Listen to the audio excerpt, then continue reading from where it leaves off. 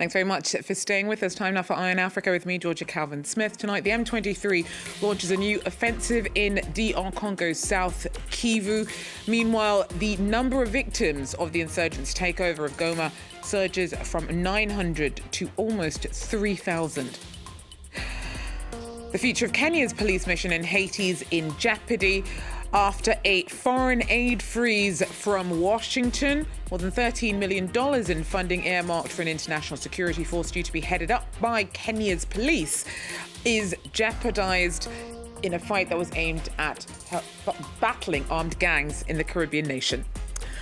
And disappearing dress, the traditional fabric woven by Ivory Coast Bole people, becomes increasingly scarce as more young people feel forced to choose agriculture as a way to make a living rather than learn the skills needed to create the age-old patterned cloths worn by so many of their ancestors. But first, the United Nations estimated death toll from the M23 rebel takeover the eastern Congolese city of Goma has risen to at least 2,900, far higher than the previous number of 900. Despite having said that it had no intention of marching on other key towns, the Rwanda-backed M23 broke a unilateral ceasefire that they said would start on Tuesday and continued their advance through South Kivu province, reportedly seizing a mining town on Wednesday. Meanwhile, the people of Goma in the neighboring province of North Kivu are still trying to come to terms with the fallout of the conflict so far. Emmett Livingston's in Goma. He tells us more. Even as M23 rebels who took control of Goma last week said that they were acting to protect the welfare of civilians, more details of the cost of their violent takeover are emerging. UN officials, for example, say that hundreds of women were raped amidst a prison break that happened during the chaos as M23 rebels and Rwandan troops were taking control of the city.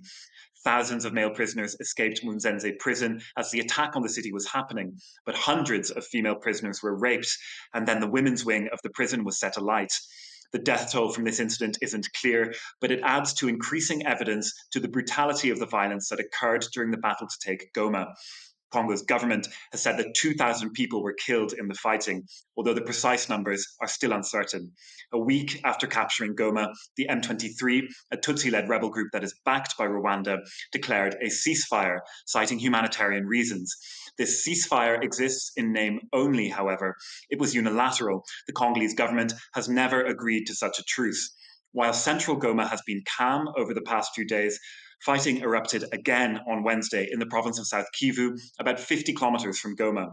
The rebels and Rwandan forces took control of the town of Nyabibwe, according to security officials, as well as the Congolese government. The fear is that they will march closer towards Bukavu, another large city in eastern Congo.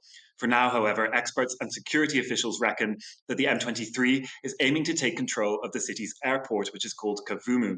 This is an important military site. Kavumu is the place from which Congolese forces flew drones, as well as warplanes, into M23-held territory. The new fighting in South Kivu, to many, is proof that the M23's declaration of a ceasefire was not a serious proposal. Well, the roots of this latest phase of the conflict are complex. The M23 restarted their offensive in DR Congo in 2021, originally accusing the government of failing to stick to the terms of a 2013 peace deal. Well, since then, the fighting has grown in its regional impact, and the rebels have increasingly started justifying the rebellion by saying that they're actually protecting DR Congo's Tutsi minority. The insurgents have been backed by Rwanda, with UN experts saying that it has up to 4,000 troops in its neighbour's territory fighting alongside the insurgents. Speaking to France 24 on Wednesday, the Rwandan foreign minister again denied this. We've contested these reports. We understand the M23, their reason to fight and defend a Tutsi Congolese community that is persecuted, marginalized, and is the victim of ethnic cleansing and hate speech. But we Rwandans have a right to defend ourselves against threats to our security. Well, the future of Kenya's police mission in Haiti is in jeopardy because of US President Donald Trump's 90-day freeze on foreign aid. That could impact the more than $13 million in funding that the US had earmarked for an international security force to help fight armed gangs in the Caribbean nation. Olivia Bizot tells us more. The UN has warned that this US freeze on funding for Kenya's peacekeeping mission in Haiti will have an immediate impact. Washington had previously committed $15 million in order to finance the fund needed for this operation to continue.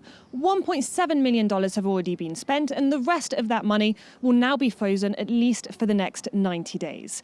The mission was already struggling because of a lack of financing and personnel, and this US withdrawal will likely make things even worse. Now, this announcement definitely caught Kenyan politicians by surprise, especially because just a few days ago, President William Ruto said that he had American backing for this mission.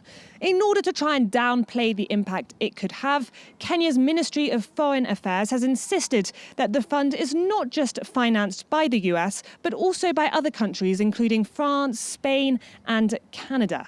The ministry also said that the fund has enough money in order to finance the operations at least until September of 2025. What happens beyond then is, of course, still very uncertain.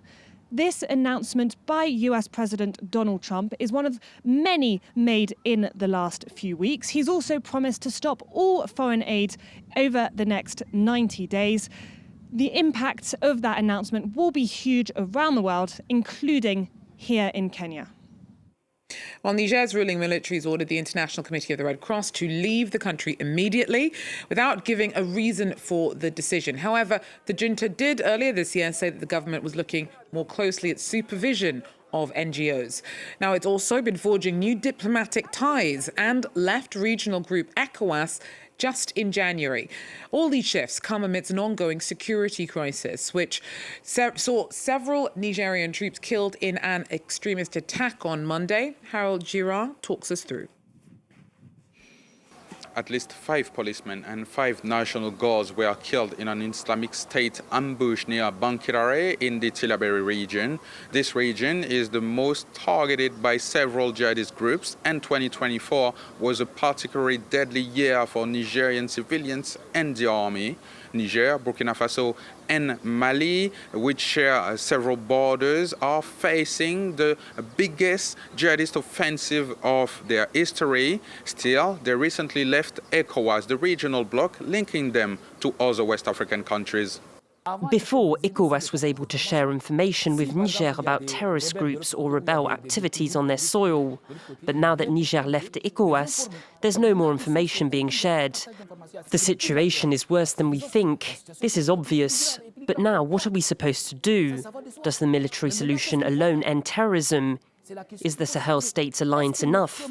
We're asking ourselves these questions.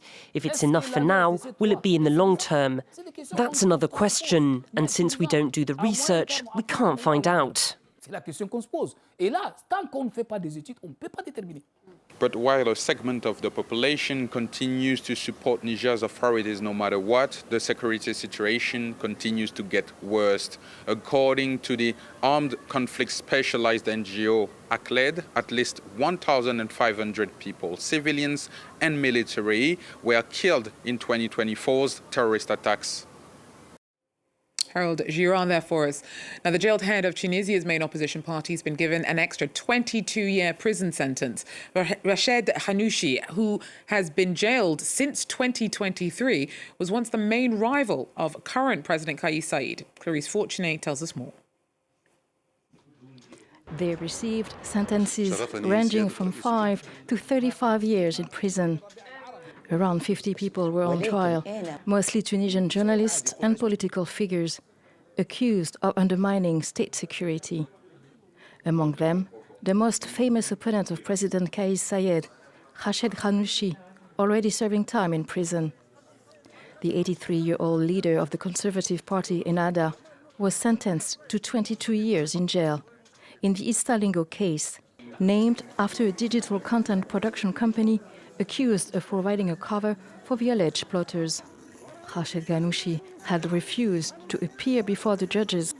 denouncing the absence of independent justice, according to his lawyers. He had already been convicted of apology for terrorism and illegal foreign financing. His party was the main force in parliament when it was dissolved by President Kais Saied in 2021. Enara said the trial was political. Since President Saied assumed full powers, the opposition and Tunisian and foreign NGOs have deplored the regression of rights and freedoms in Tunisia. Well, in Ivory Coast, the weaving of loincloths used by the Baoulé people is an age-old skill that requires years of apprenticeships. But today, fewer young people can learn the techniques it takes to make the distinctive textiles because many of the community have been forced to turn to other lifestyles like farming to make a living. Our correspondents have more. It's a trade handed down from father to son. Men weave traditional loincloths in the town of Kondayakro.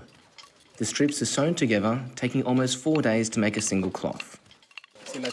It's the main job in the village. It allows us to continue our ancestors' tradition. In Baoulé, our parents dress in this loincloth during ceremonies. It's a culture that we're preserving. Around 20 villages survive from weaving, all situated on an old connecting road in the centre of the country. But they've been affected by the construction of a motorway in 2023. Some tried to set up a shop, but it was unsuccessful. Cotton is becoming more expensive. The materials we use to weave are expensive, like indigos. It's all become more expensive. So people are giving up weaving. If it had worked, I wouldn't have given it up and come here to work in the fields. The closure of the last cotton mills in Ivory Coast created difficulties more than 10 years ago. It forced weavers to source their raw materials from Mali or Burkina Faso, driving up prices. And it fueled production of counterfeits sold for 20 times less. Some have given up, like Seraphin, who became a farmer. Before, we were on the side of the road, so cars could drive by it and see us and buy our products. Now that we're on the motorway, we're a long way away, and the cars drive past far too quickly. We used to sell 1,000 loincloths every month, but now they're on the motorway, we only sell 100. A third of the men in the village have had to find other work in recent years. The wool-laid loincloth was recognised as a protected geographical indication in 2023, but that recognition is still insufficient to protect weavers. Well, that's it for Eye in Africa for now. Thanks for joining us, though. Do so again if you can. Till then, take care.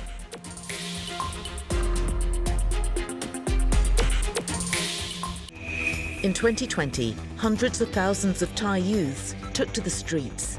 Their demands: reform of the monarchy and the end of the military regime. I knew that protesting meant I could be arrested, falsely accused and prosecuted. 5 years later, the movement has fallen silent. I'm here all the time.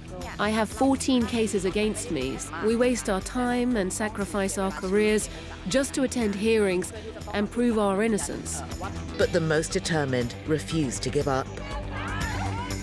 Thailand protests revisited on France 24 and France24.com.